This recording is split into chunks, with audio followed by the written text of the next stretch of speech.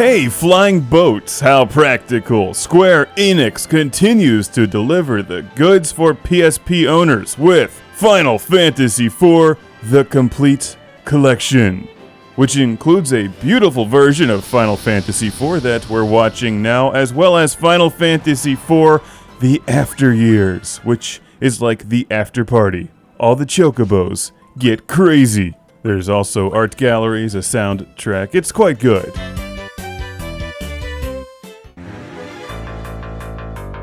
So, without giving away spoilers or ruining anything, let me just say the game is awesome, but it starts out really slow. I may have lost patience in the first hour or two had I not been trapped on an airplane with nothing else to do, but then I soldiered through and found the real beauty of this game, which lies in its storytelling that just takes a while to get started, and the battles, which get a lot better the further that you get into the game and start mastering the variety of magic spells. Unlike a lot of other JRPGs, this one is more about learning your magic and what does what to who than just outfitting your party with stronger and stronger weapons, although you kind of do that as well. It's a nice balance between the two and gets very interesting when you play for a while. So somewhere around the 3-hour mark, it goes from being bland and kind of slow to really cool.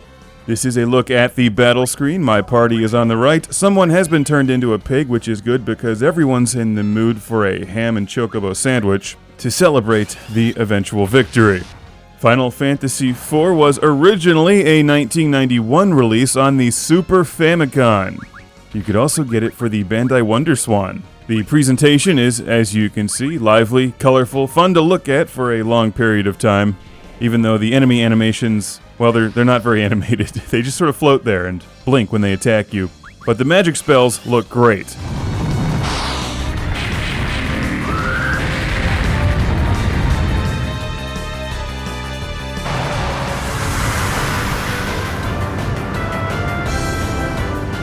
The game begins with dramatic tension. You meet your main character, Cecil, who I renamed Disco X, and embark on a fabulous adventure where you meet new friends, have members join your party, leave your party. There's airships, you'll laugh, you'll cry, and don't forget to stick around for the after years. There's free drinks.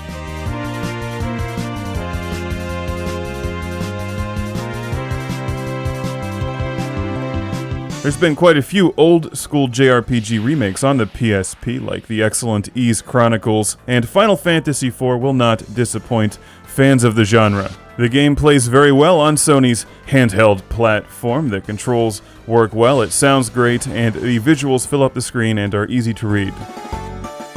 You can move around with the analog stick or D-pad, and you can set the battles to autopilot, which is handy for early in the game when you don't need to rely on magic or strategy. Later on, you'll do away with that, especially for some of the more difficult enemies, but for grinding through the easy ones, autopilot is a nice feature.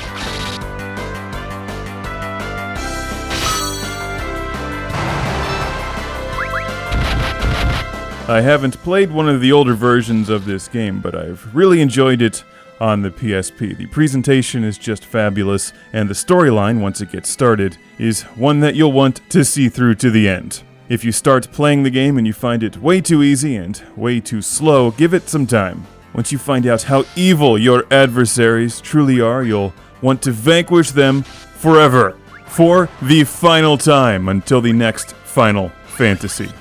I don't think they understand what that word means. Would it be as good if it was called Continuing Fantasy? Never-ending Fantasy?